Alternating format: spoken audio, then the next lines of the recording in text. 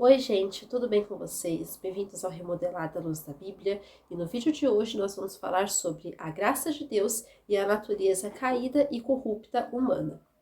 E nós vamos falar nesse vídeo de hoje sobre a nossa leitura do livro de Efésios, no capítulo 2, onde aqui nós vamos perceber como a natureza humana, depois da queda, depois do pecado original, ela está em estado caído, ou seja, nós somos destituídos da graça de Deus quando nós não temos Jesus. E a nossa natureza humana nada pode fazer por nós de bom. Nós sabemos que a nossa natureza humana, ela é corrupta, ela é carnal, ela é terrena, ela é diabólica, mas com Deus nós somos mais que vencedores. Mas antes, vamos começar?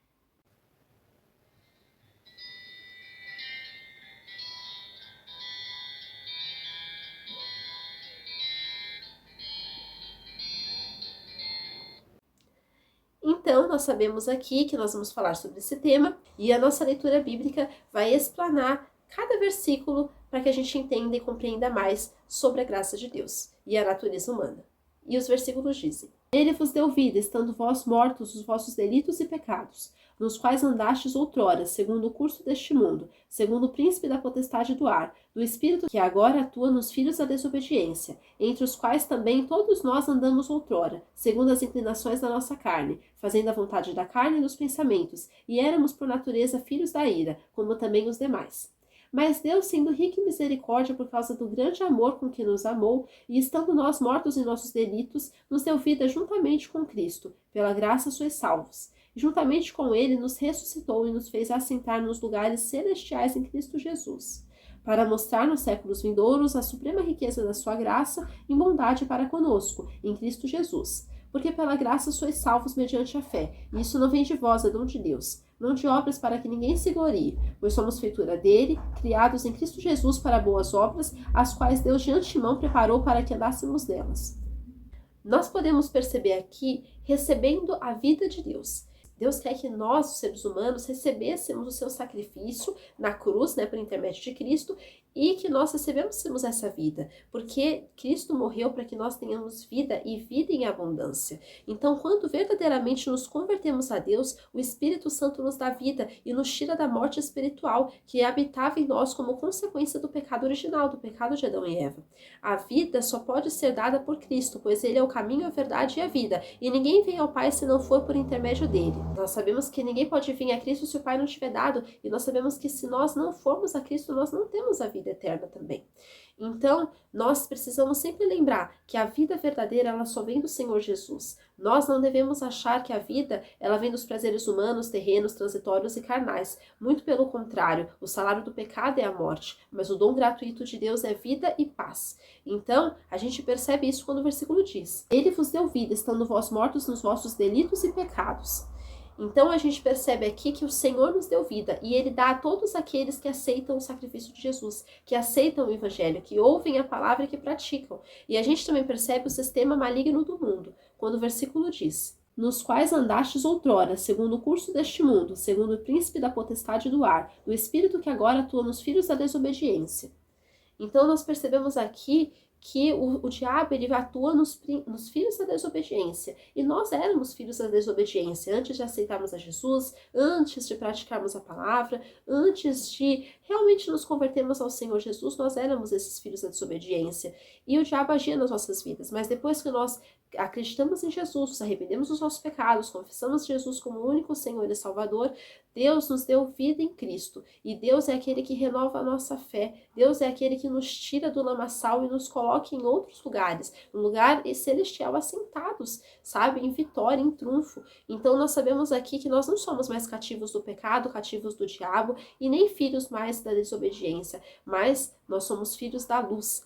E a gente percebe isso e vê que o diabo é arquiteto da maldade que habita no mundo. E esse mesmo príncipe da potestade do ar habita nos praticantes da iniquidade, nos filhos da desobediência, que hão de ser julgados no dia do juízo. A gente sabe que os filhos da desobediência eles vão ser julgados no último dia. Mas nós devemos querer sempre que o Senhor limpe os nossos corações e sempre saber que a vida é uma semeadura. Aquilo que a gente planta, a gente colhe. Mas se nós plantarmos o bem, nós vamos receber galardão, nós vamos receber recompensas. E nós não precisamos ter medo, porque o Senhor sonda os nossos corações e nos conhece. E a gente também percebe a natureza carnal, caída e pervertida do ser humano, quando o versículo diz: entre os quais também todos nós andamos outrora, segundo as inclinações da nossa carne, fazendo a vontade da carne e dos pensamentos. E éramos, por natureza, filhos da ira, como também os demais.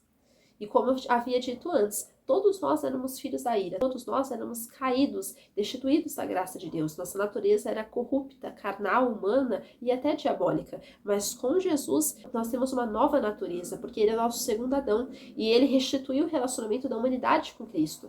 Mas nós precisamos ser sensíveis também ao seu mandamento, nós precisamos ser sensíveis à sua voz e à sua palavra. Depois do pecado de Adão, o pecado original, todos os seres humanos foram afetados pela natureza adâmica, carnal e caída, e estávamos todos destituídos de um relacionamento com Deus. Todos nós estávamos destituídos do verdadeiro relacionamento com Deus, da amizade, de toda essa perfeição de Deus. Porque Deus criou o ser humano sem pecado, mas o ser humano, depois que aceitou ali o convite da cobra, ele se meteu em pecado. Ele se colocou sobre o jugo de Satanás e se colocou também no jugo da morte eterna, porque o salário do pecado é a morte. Então que a gente não venha mais se colocar nesse lugar, mas que a gente venha aceitar Jesus e sim, estar nos lugares que vem dele, viver a vida que é dele para nós. E a gente percebe também a graça, o amor e a misericórdia de Deus, quando o versículo diz: mas Deus, sendo rico em misericórdia, por causa do grande amor com que nos amou. Então a gente percebe aqui em contrapartida a natureza humana, terrena, carnal, e a gente percebe a natureza de Deus, a natureza divina, a natureza amorosa, porque Deus é o verdadeiro amor. A gente sabe que amor muitas vezes soa muito abstrato, mas quando nós temos Deus, Deus é o nosso amor verdadeiro. Deus é aquele que nos mostra o que é amar. Deus é aquele que nos mostra como devemos agir. E Deus provou o seu amor por nós quando nós ainda éramos pecadores, quando ele enviou Jesus para morrer por nós. Então Deus é amor e ele que nos ensina a amar. Suas misericórdias não têm fim e grande é a sua benignidade. Deus enviou o seu Filho Jesus para morrer em nosso lugar, pagando toda a dívida de pecado que nos condenava. Tudo aquilo que nos trazia sofrimento, que nos trazia servidão, Jesus tirou. Jesus não quer que a gente seja subserviente, mas ele quer que nós sejamos vitoriosos com ele e que saibamos passar também vitoriosos pelas coisas da vida. E a gente também percebe a salvação pela graça, quando o versículo diz: e estando nós mortos em nossos delitos, nos deu vida juntamente com Cristo, pela graça sois salvos. Então a gente percebe que somente pela graça que nós somos salvos. Somente pela graça, não é pelos nossos méritos, pelas nossas obras, mas é por Jesus, pela graça de Jesus. E a salvação, ela só é garantida, ela só é obtida por graça. É somente pela graça do sacrifício de Cristo, por intermédio da fé, que somos salvos. A graça é o plano de Deus da redenção para toda a humanidade. Então toda a humanidade, ela foi presenteada com esse sacrifício de Jesus e também tem acesso a esse perdão de pecados. Mas nós não podemos ser duros de coração e negarmos esse sacrifício, e virarmos as costas para aquilo que Jesus fez. Mas nós precisamos aceitar e sermos pessoas que vão ser ali humildes para aceitar esse sacrifício e confessarmos os nossos pecados, nos arrependemos, pois ele é fiel e justo para nos perdoar. E nós percebemos também a regeneração e o governo espiritual dos filhos de Deus, quando o versículo diz: e juntamente com ele nos ressuscitou e nos fez assentar nos lugares celestiais em Cristo Jesus. Então, Deus, ele nos ressuscitou, nos tirou ali daquele lamaçal de pecado, nos tirou ali do pecado, dos delitos, das trevas e nos restituiu para a luz. É por graça, é na luz de Cristo que Deus quer que a gente ande. Então, somos regenerados como novas criaturas e Jesus comprou para nós lugares celestiais, ou seja, reinaremos com Cristo por toda a eternidade.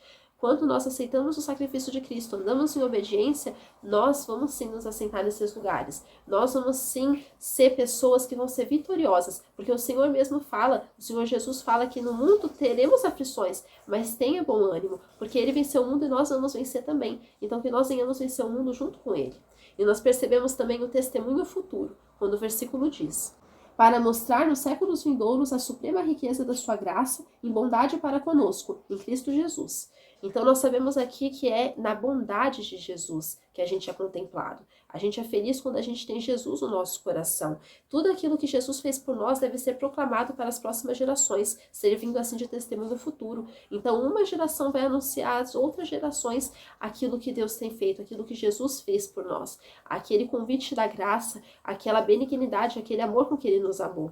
E a gente percebe também os fundamentos da graça, quando o versículo 8 diz: porque pela graça sois salvos mediante a fé, e isso não vem de vós, é dom de Deus. Então a gente percebe que os fundamentos da graça de Deus são o sacrifício de Cristo, por intermédio da fé, a nulidade dos sacrifícios humanos e o presente de Deus. Então, a natureza da graça pode ser explicada em alguns fundamentos. O primeiro é o sacrifício de Cristo, que foi demonstrado o amor de Deus. Então, quando Cristo ele morre na cruz, a gente percebe o amor de Deus pela humanidade, o convite que Deus nos faz ao arrependimento. E a gente percebe também que o sacrifício de Cristo, ele é único. Não vai haver outro sacrifício igual. Não vai haver um sacrifício de animal que pode nos restituir uma vida com Deus, nem um sacrifício humano. Só o dele é válido. E a gente percebe que isso tudo é por intermédio da fé, porque a fé vem pelo ouvir e ouvir a palavra de Deus. E a gente só consegue ter acesso a essa graça, ter acesso a esse perdão por intermédio da fé.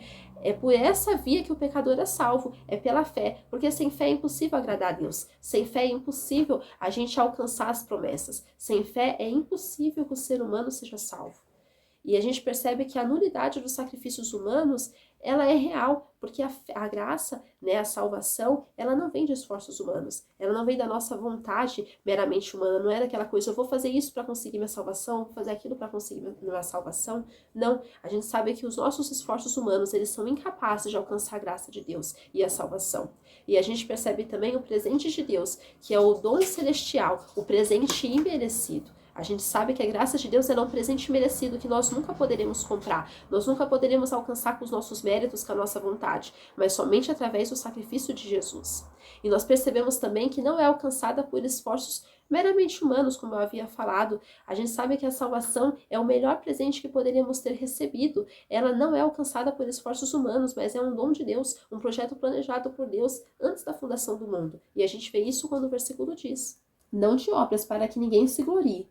Então a gente vê muito isso também na reforma, né? A reforma protestante, ela trouxe muito isso. A gente sabe que antes as pessoas acreditavam que a salvação era comprada por dinheiro ou era por você fazer boas obras, fazer caridade, e a gente percebe que não, a reforma trouxe muitas verdades bíblicas, de nos mostrar que a salvação ela vem por graça, ela vem por fé, que a salvação ela não é de obras para que ninguém se glorie, mas é somente de Jesus. Então que nós venhamos ser pessoas fiéis a Deus, que nós venhamos ser pessoas que vão ter a natureza de Deus dentro de si, que a gente não venha ser enganado, defraudado pelo diabo, acreditando em mentiras e heresias, mas que a gente possa ter os nossos olhos de entendimento abertos, e que a gente venha também saber por quem, para quem e em quem somos criados, que é por Deus, quando o versículo diz: pois somos feitura dele, criados em Cristo Jesus para boas obras, as quais Deus de antemão preparou para que andássemos nelas.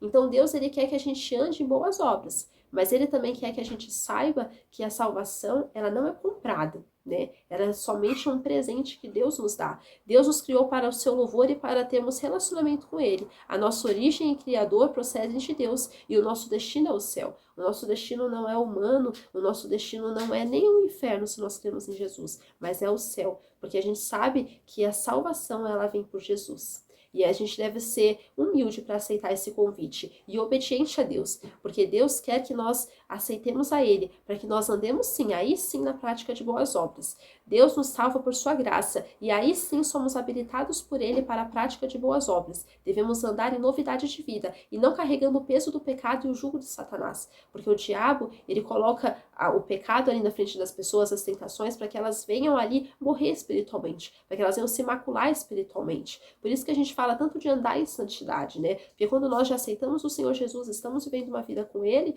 nós não podemos parar a nossa vida com Jesus para ficar na prática do pecado, achando que é normal viver praticando, errando e pecando, né? Mas não, nós precisamos viver em novidade de vida, em novidade da palavra.